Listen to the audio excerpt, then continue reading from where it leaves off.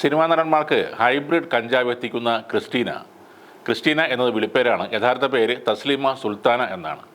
കണ്ണൂർ സ്വദേശിയായ തസ്ലീമ തമിഴ് സിനിമയിൽ എക്സ്ട്രാ നടിയായും തിരക്കഥ പരിഭാഷ ചെയ്യുന്ന ആളായും ജോലി ചെയ്തിരുന്നു.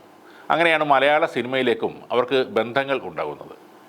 ചെന്നൈയിൽ എത്തുന്ന ന്യൂജൻ സിനിമാക്കാരുമായി പെട്ടെന്ന് അടുക്കുന്ന തസ്ലീമ പിന്നീട് താവളം കൊച്ചിയിലേക്ക് മാറ്റുകയായിരുന്നു. പിന്നീട് 3 മലയാള സിനിമകളിലും തസ്ലീമ മുഖം കാണിച്ചിട്ടുണ്ട്.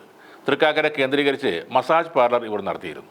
മയക്കുമരുന്ന് നൽകി പ്രായപൂർത്തിയാകാത്ത പെൺകുട്ടിയെ പീഡിപ്പിച്ച കേസിൽ കുടുങ്ങിയതോടെ തസ്ലീമയുടെ തനി നിറം പുറത്താകുകയും ചെയ്തു. എന്നാലും കൊച്ചിയിലെ സിനിമാക്കാരുമായുള്ള ബന്ധത്തിൽ പ്രശ്നങ്ങളൊന്നും ഉണ്ടായതുമില്ല. ഏറെ നേരം ലഹരി നൽകുന്ന കനാബി സെൻസിക്ക, കനാബി സറ്റീവ എന്നീ ഇനങ്ങൾ മലയാള സിനിമയിലെ യുവ സൂപ്രതാരങ്ങൾക്ക് പ്രിയങ്കരമായത് തസ്ലീമയിലൂടെയാണ്. സാധാരണ കഞ്ചാവിന് ഗ്രാമിന് പരമാവധി 300 രൂപയാണ് വിലയെങ്കിൽ ഇതിനെല്ലാം ഗ്രാമിന് 10,000 വരെയാണ് വില. അതുകൊണ്ട് തന്നെ പണമുള്ളവർക്കും വലിയ താരങ്ങൾക്കും മാത്രമേ ഇതൊക്കെ കിട്ടുകയുമുള്ളൂ.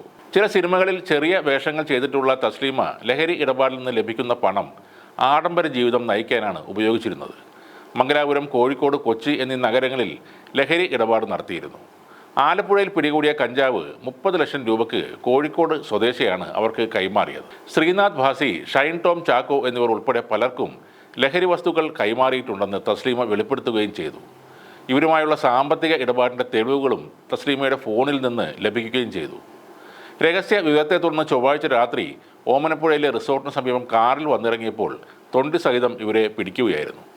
ഭർത്താവും 2 കുട്ടികളുമായി എറണാകുളത്തെത്തിയ തസ്ലീമ വാടകയ്ക്കെടുത്ത കാറിൽ കുടുംബസമേതം മണ്ണഞ്ചേരിയിലെത്തി. ഭർത്താവിനെയും മക്കളെയും വഴിയിൽ ഇറക്കിയ ശേഷം ഫിറോസിനെ കൂട്ടി രാത്രി 10:30-ഓടെയാണ് ആ റിസോർട്ടിലെത്തിയത്. മലയാളത്തിലെ പല സൂപ്പർ താരങ്ങളുമായും ഇവർക്ക് അടുത്ത സൗഹൃദമുണ്ടെന്നാണ് അറിയുന്നത്. വിദേശത്ത് നിന്ന് എത്തിക്കുന്നതും വില കൂടിയതുമായ ലഹരി മരുന്നുകളായിരുന്നു കൂടുതലായി ഇവർ കൈകാര്യം ചെയ്തിരുന്നത്. തസ്ലീമയ്ക്ക് ഹൈബ്രിഡ് കഞ്ചാവ് നൽകിയ ബാംഗ്ലൂരും ദുബായിയും ആസ്ഥാനമാക്കി പ്രവർത്തിക്കുന്ന 2 മലയാളികളെക്കുറിച്ചും എക്സൈസിന് ഇപ്പോൾ വിവരം ലഭിച്ചിട്ടുണ്ട്. നേരത്തെ പ്രായപൂർത്തിയാകാത്ത കുട്ടിയെ ലഹരി നൽകി പീഡിപ്പിച്ചതിന് തസ്ലീമ സുൽത്താനയുടെ പേരിൽ തൃക്കാക്കര പോലീസ് സ്റ്റേഷനിൽ പോക്സോ കേസ് നിലവിലുണ്ട്. ഹൈബ്രിഡ് കഞ്ചാവും മറ്റ് രാസലഹരികളും കേരളത്തിലെത്തിക്കുന്ന ശൃംഖലയിലെ പ്രധാന കണ്ണിയായ തസ്ലീമ സുൽത്താന തൻ്റെ വൻകിട ഇടപാടുകാർക്കും സിനിമാക്കാർക്കുമിടയിൽ അറിയപ്പെട്ടിരുന്നത് ക്രിസ്റ്റീന എന്ന പേരിലായിരുന്നു. മലയാളം ഉൾപ്പെടെ 8 ഭാഷകളും ക്രിസ്റ്റീനയ്ക്ക് അറിയാം.